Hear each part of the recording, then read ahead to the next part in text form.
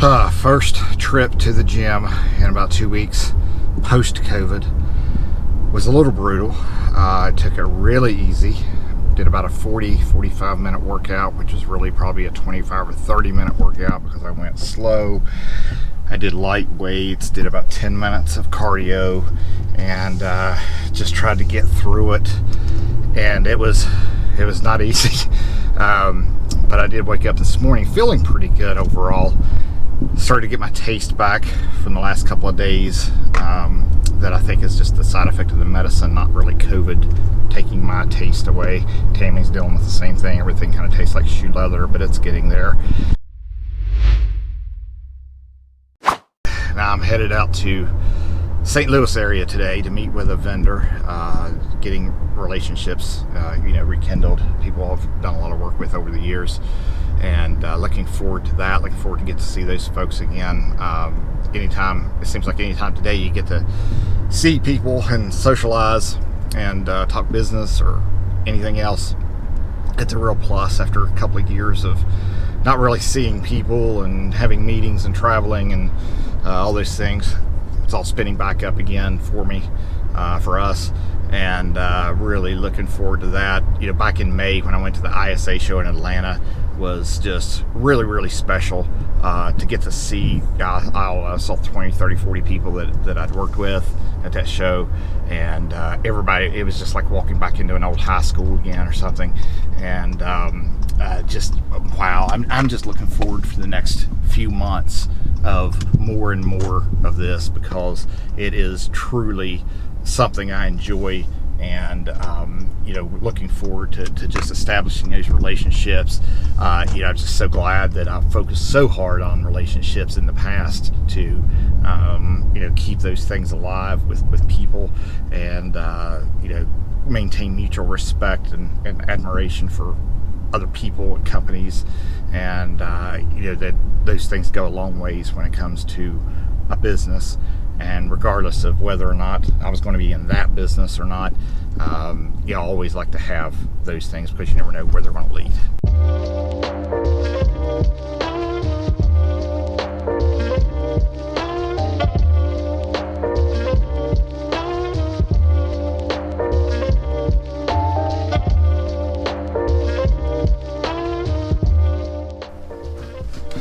All right, so I'm in the hotel room and getting ready to go meet with the vendor out here in St. Louis, and move around where maybe light's a little better here. So anyway, one of the things someone asked yesterday in the group was about sales tax, about collecting and remitting sales tax, how they know how much to charge and remit for sales tax when they sell an item. And so a lot of these things are things I'm dealing with as I build the company, as I build the website and things. As a matter of fact, I just did my tax setup the other day for sales tax. So again, not a CPA, but not a tax person, but a lot of years in business and a lot of experience and knowledge to share. And I'll do that and let you kind of take that, do with it what you want. So sales tax, when you're operating a business, in most cases we're talking about operating a business one location that's probably shipping to different places around the country. Try to get my camera straight here. And typically you only, this is the way it typically works, okay? Typically you only charge and remit sales tax for your local, state, and any local authorities that you would be dealing with. So it because of the scale, in most states, there are a lot of states that have enacted sales tax for shipping product into their state, which used to not be the case. The way basically it was, if you didn't have a nexus, if you didn't have a location in that state, then you didn't have to charge and remit sales tax in that state. Well, with the boom of online sales the last 20-25 years, a lot of sales tax was being lost, they felt. So states started enacting things where typically it's above a certain threshold. So if I'm not mistaken, and somebody can correct me if I'm wrong, but if I'm not mistaken, when I looked it up in Florida, if I ship product from another state into Florida, I only collect and remit sales tax on it if it's over $100,000 worth of sales in a year. And I think California is like 10,000 or 100,000, something like that.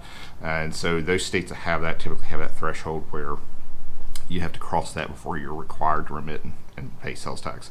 Now, in your local state, local tax authorities can be different. So in most states, it's just a flat state sales tax percentage, and so you calculate that and collect it per item, per price, and report that and pay it. If you are in certain areas, sometimes there's local sales taxes too. So you may pay 6% to the state and 0.5% to your city and 0.5% to your county or something. Typically, I've seen that out in California. For larger e-commerce websites that do, millions of dollars a year across the United States in different states and everything, there are services that will track and calculate all those tax requirements for you. One of them is called Avalara. That's, I think, it's the biggest one. And basically, you pay for a service where that ties in, and when someone buys something, it looks at where they're at, and Avalara has the rules that says, based on where you're at, taxes should be collected and paid at this rate to these municipalities, and it does it for you, and then you have a service that take care of that rather than have to track it yourself. But on the scale of selling products, selling goods, shipping goods, in most cases, I think most people would not collect and remit sales tax to another state, especially for crafting items, one-off items, Etsy items, things like that. So, but you have to check that and know what you're doing per area.